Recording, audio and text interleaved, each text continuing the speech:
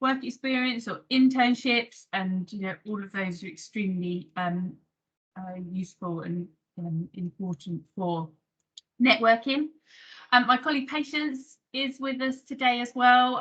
Unfortunately, I can't stay for the whole session, so I'm here to say hello at the beginning. Patience will be here with you throughout the session. She'll be monitoring the chat. As Olivia does her presentation, if you've got questions, do pop them in the chat. She might be able to answer them as you go along, or if not, we'll do a sort of a question and answer session at the end. Please can you make sure you're all on mute, so we don't get any background noise. Also keep your cameras off, because we are recording this session, because there's a few people that can't make it, so we're recording it so that everyone can get access to this session afterwards. But please do use the chat to ask us any questions as we go along, and to enjoy this session. I think it'd be extremely useful. So over to you, Olivia. Thank you. Thanks, Claudia. I'm just going to share my screen. Can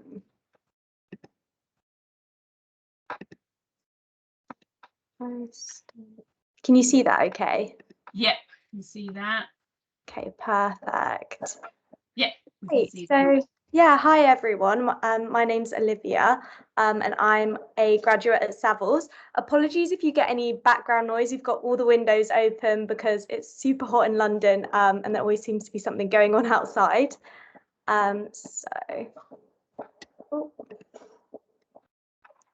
So this just to introduce myself. So as I said, I joined Savills in September 2020 after doing an undergraduate degree in planning and real estate at UCL in London. I am on the residential pathway, which is, so for those of you that don't know, surveying have like residential, commercial and rural pathways. And I'm currently based in the global residential development team. So I work on residential development across the world. And Emma Saunders is the head of talent acquisition at Savills. So she works for recruiting graduates and apprenticeships across the board, and also other people in the business. She's not actually available to be on the call today, but some of her top tips are in the slides. So I thought I would include those. Just to give you a bit of an overview of what Savills do, we advise clients who want to acquire, lease, develop, or increase the value of prime real estate, including residential and commercial property in the world's key locations. Oh, just get back on. So we are a very global company. We have offices in Europe, Asia, Africa and the Middle East, Americas and the Caribbean. We have over 6,000 employees worldwide. So very global presence. Just about some of the careers in property, in case any of you are interested. So we have, as I said, commercial, residential and rural. As a surveyor, a lot of people know real estate as just sort of buying and selling and renting out houses, but there's actually a lot of other things that we do. So we value properties for banks. So for people that might be wanting to get a mortgage on their property, we'll conduct a valuation for the bank to let them know how much we think the property is worth. We will manage buildings, manage properties, help developers develop real estate, and help with property investment. And then there's also a planning side where we help with public sector regulation and development, applications, legal advice, and that is just a flavour of like a little bit of what we do. I'm still kind of learning all the different teams that we have in the business as well. And here are just a few of the clients that we work with. So a few familiar names there, a few banks. And then just to show you, as a potential graduate or apprentice at Savills, what you would be doing, you'd be looking at helping to obtain market research, so helping with report writing, assisting with valuation calculations. That would be evaluation. Sort of the agency is more on the sort of sales side of things. So you would be conducting inspections, you'd be reviewing leases, and it's very client facing. So you'd be out the office meeting with different clients. And then there's also an investment side where you'd be looking at, again, comparable evidence, liaising with different parties to look at acquiring or disposing of real estate. And yeah, collating researches, preparing pitches, and then property management, just again, like day-to-day running of the properties, and you'll help clients with that. And just a little bit about the Savills graduate program and apprenticeship program. So with the apprenticeship program, over the course of 5 years, you would get a surveyor qualification, and you would also get a globally recognised accredited degree. We provide really good training and support, competitive salary and benefits, and you will get real responsibility from day one. So you'll be very much a part of the team. We work in a very sort of flat hierarchical structure where you might be sitting next to a director, head of team on one day. Yeah, it's very nice working style, and you will get you'll be part of a rotation, so you'll get to sit and work in different parts of the business, which keeps it interesting as well. And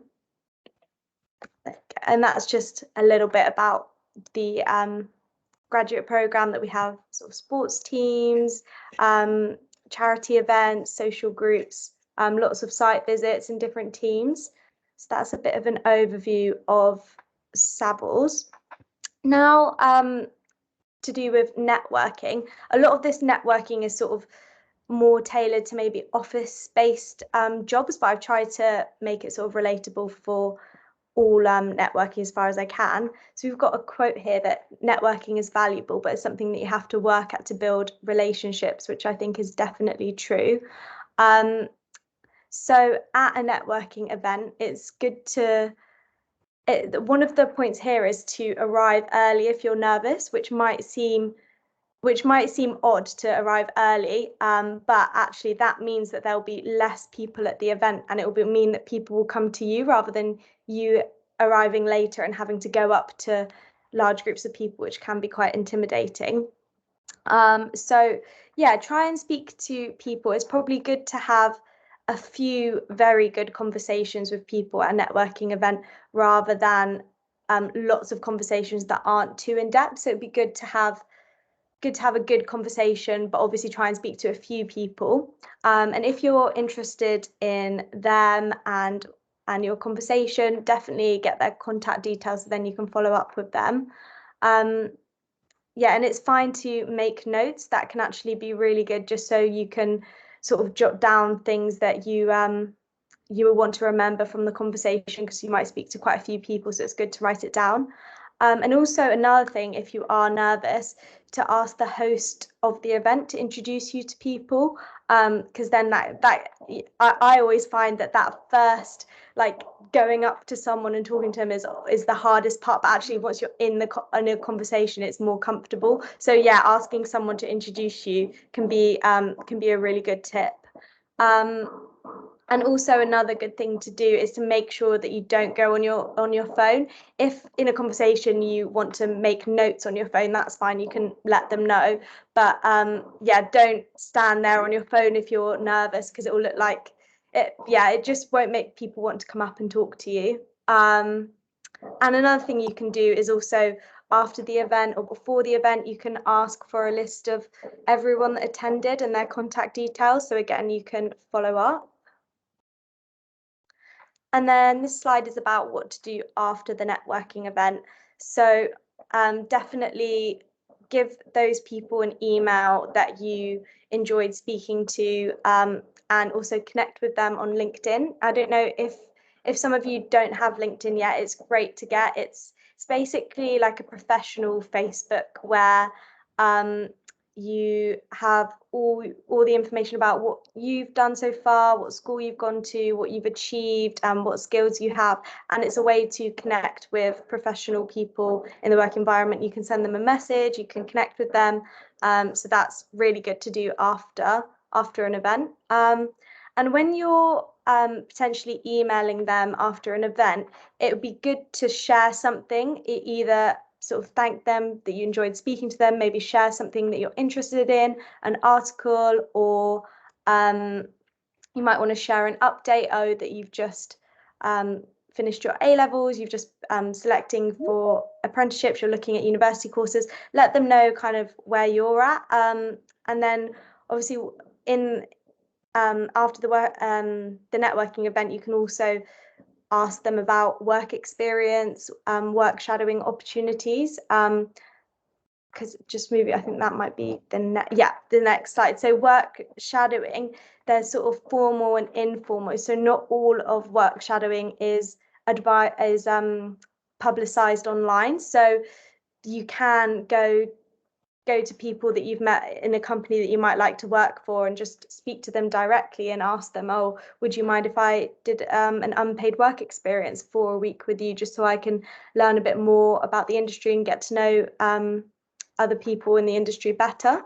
So yeah, I think it's one of the best things you can do, really, to find out if you would enjoy a career in that, and also if you're sure on what you want to do, then which companies you might be more suited to.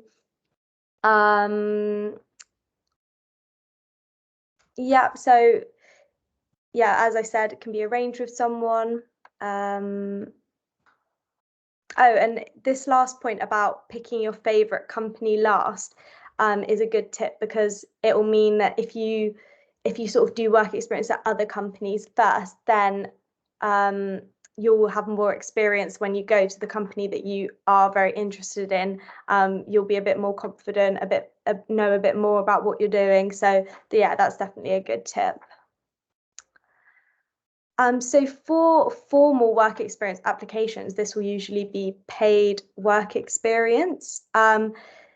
Definitely keep an eye out on when these placements arise, because I think with certain sectors, say for example finance and banking, those work experience placements might come out very early, even in summer or sort of the first autumn term, September to December. Then with property, I think ours are before Easter, so in the new year, so after Christmas. But it's very good to sort of maybe speak to careers advisor to see when work experience usually come out, internships and things, or just keep an eye out and look for those, because you have to be very organized to apply. Apply to lots of places. Definitely don't just apply for one, apply for lots, because you won't necessarily get all of them. So it's good to just have a wide option.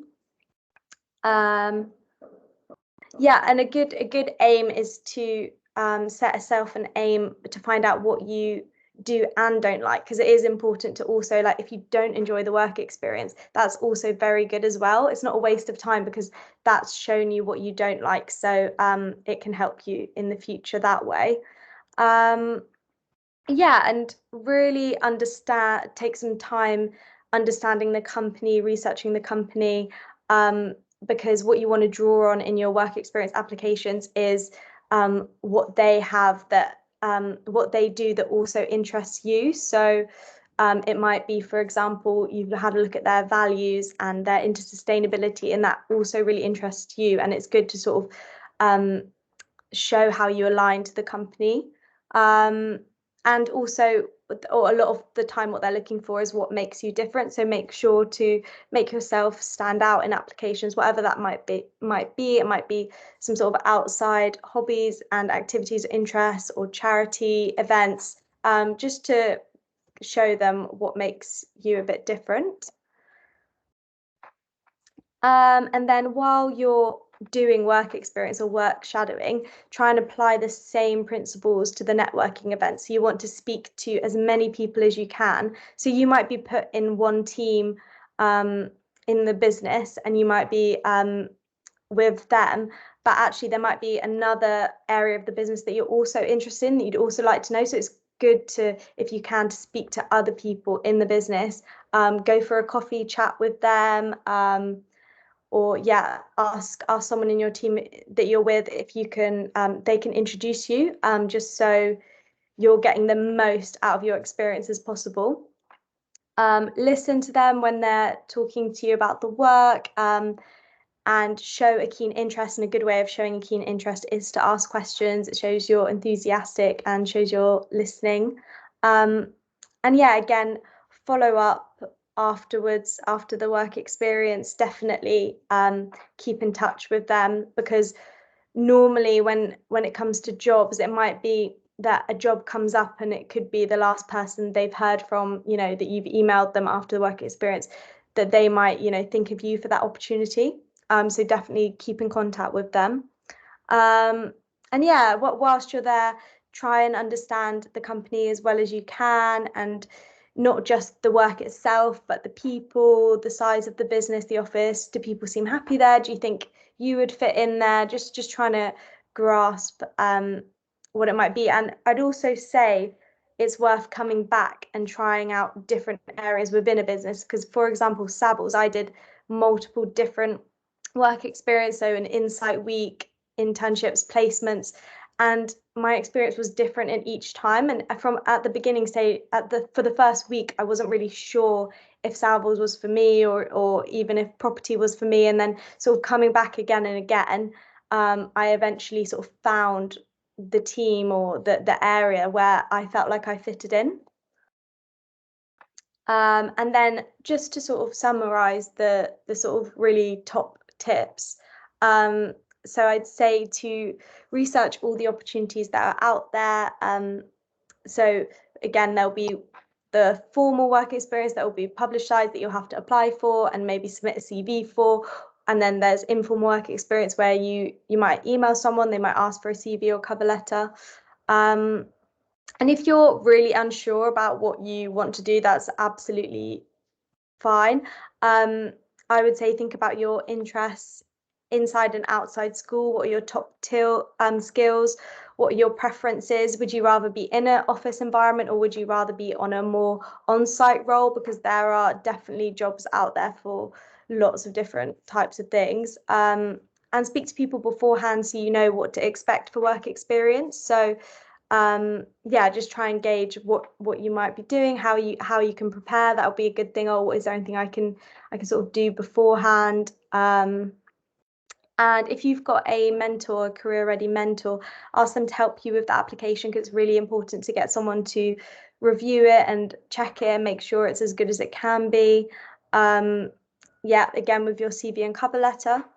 And it is really normal to feel nervous in networking events or work experience, but just try and be as confident as you can. Try and ask lots of questions and be engaged, because there is nothing really to be nervous about. Like, you've got the work experience or you're at the networking event, like, you do deserve to be there.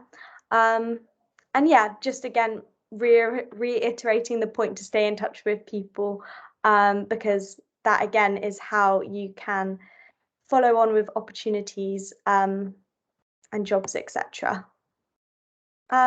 So that is everything from me. I wanted to see if anyone has any questions regarding work experience or property.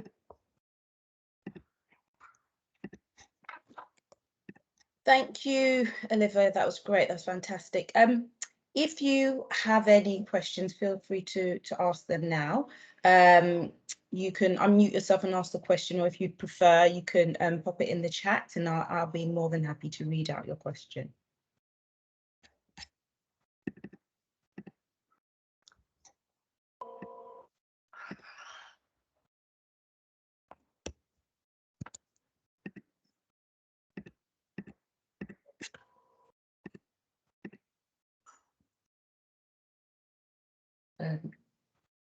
Anybody? Any questions? Okay. Can I ask one, Olivia? Yeah, of course. Yeah. In terms of networking, after you've made that initial contact, say for example at a networking event, in terms of timescales, when is the best time to make contact, and is there a time where you maybe you didn't contact them straight away? Is it ever too late to contact the person that you may have met at a networking event and make that contact? Yeah, sure. So I would say the best isn't really a best time to do it. I'd say, you know, within a week of meeting them might be a really good time, because they'll sort of remember you, that you might be fresh in their mind. But if it's been, you know, a month, 6 months, a year, I really don't think it matters. I think it will show you're really interested in the company and them if you drop them an email or a message after it's been a while. So I would definitely say, if you want to get in touch with them, like, definitely do. Great, thank you. I've got a question here in the chat. It says, thank you for your insight into Savills. Could you give us more information about the degree that you have? Yeah, that's a really good question. Thank you. Oh, sorry, it's really loud in the background. There's some kind of works going on. But yeah, so my degree is in urban planning and real estate. So that involves looking at urban design. So it would be, I did a lot of work on sort of design, different systems, looking at whole developments and master planning. And I did a lot of that in group projects, which was really good about my course. So I'd work with other people on those, and you'd put together like massive presentations and posters. And then it was also a little bit of economics, so doing learning about development, trying to remember, yeah, regional and national development, economic development, and it was also a little bit political as well. So we would do essays on the politics of real estate development, because there's a lot of different sectors that go into it. There's public sector, private sector. So yeah, politics is quite an important part of it. But yeah, I really enjoyed the degree, and I kind of came from a background of geography, studied geography A level, and that was originally going to be what I studied. And then I took a couple of gap years out to sort of figure out what I wanted to do.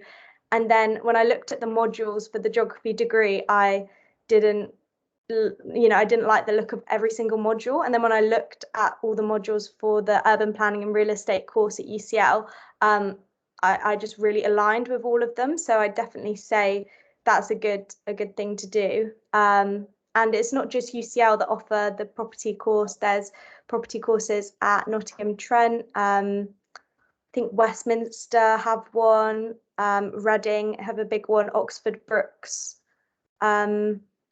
Yeah, lots of different places to study it. And then again, we also offer the apprenticeship program, where you can start working, get paid, and do a degree alongside us, and then still come out with the professional qualification after 5 years. So that's a good thing as well. Great, thank you. Another question here. What do you mean by gap years? Oh yeah, sure. So after year 12 or sixth form, after college, I took 2 years out of studying because I wasn't sure if I wanted to go to university. So I just got a regular part-time and full-time work. I think I was working in a call center for John Lewis, just to sort of save a bit of money. And then I went traveling around sort of India, Australia, Caribbean, just to sort of, yeah, just to have fun and see what I wanted to do. And sort of over that time, I kind of found that property and planning was kind of what I wanted to do. So I think if you're not sure, taking a year out can be a good option. Some universities like it as well, because you can gain some maturity. So yeah.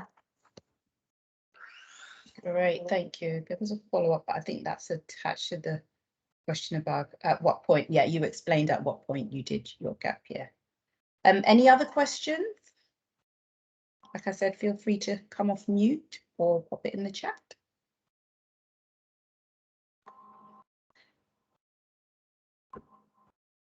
I'll give people a couple of moments, but I'll ask one last question myself. What do you believe made you stand out and enabled you to secure the position that you have?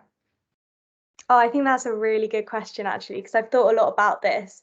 A lot of people in my sort of industry came from like quite a different background to me. Like I saw everyone as quite privileged and not as diverse background as say where I'm from. And so I wasn't sure if I would fit into this company. But I think in the interview, I was selected after the internship for an early interview. And in the interview, I just was completely myself. I didn't try and be like everyone at Savills that is there. Just really, stayed true to my values, which is I'm quite, politically quite social orientated. So I stayed true to that, and I was like, well, they're either going to like me or they're not. It's either going to go one way or not. And luckily they did like my authenticity and how real I was. And because I didn't try to pretend to be someone else, I stood out, and I wasn't nervous in that interview because I did just think, well, if they're right for me, then it's going to be right. If they're not, they're not. So I would definitely say it is good to try and go in with that sort of confidence in yourself. Because if you've got to the point where you're at the interview, you're definitely good enough to be there.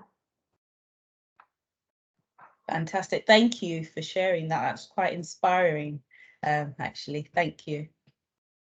And another question here. Is real estate development owning property? Yeah, so it can be. So real estate, so we will work for what part of what I do in my team is that the clients that I work for are looking to develop property. So they have bought a piece of land and they want to develop something. It might be they want to develop a property in Spain, for example. They might want to develop a golf resort. And my job will be to help advise them on how many units they should have, whether they should have 1 or 2 bedroom, whether they should have villas or apartments, what sizes they should be, what kind of amenities they should have, whether they have a swimming pool and or things like that. And they're things that you sort of learn throughout your degree or your time working and experience with the company. You pick up. But yeah, so it can be real estate, could be owning it, or it could be letting it as well, because Savills also help leasing or letting offices and residences out as well. So yeah, lots of different things that comes under real estate. It can be a hard thing to sort of summarize in one sentence. Right, thank you. Yeah. Any more questions? I think that was the last one in the chat. Yeah. Great. Well, I hope that was useful for everyone. And if anyone does want to get in contact with me, I will share my email with everyone, and feel free to connect with me on LinkedIn. But yeah, very, very happy to help if anyone wants to ask any questions over email or anything. Fantastic. Thank you so much, Olivia. That was fantastic. Really good. Yeah, I learned a lot also. Great. Okay, then. Thank you, everyone, for joining. As Olivia said, she's going to share her details. Please do connect with her. You may think of questions after this session. Feel free to, drop Olivia a note and ask her the question. Just connect with her. Yeah, thank you very much. Thank you all. Okay, take care. Bye. Bye.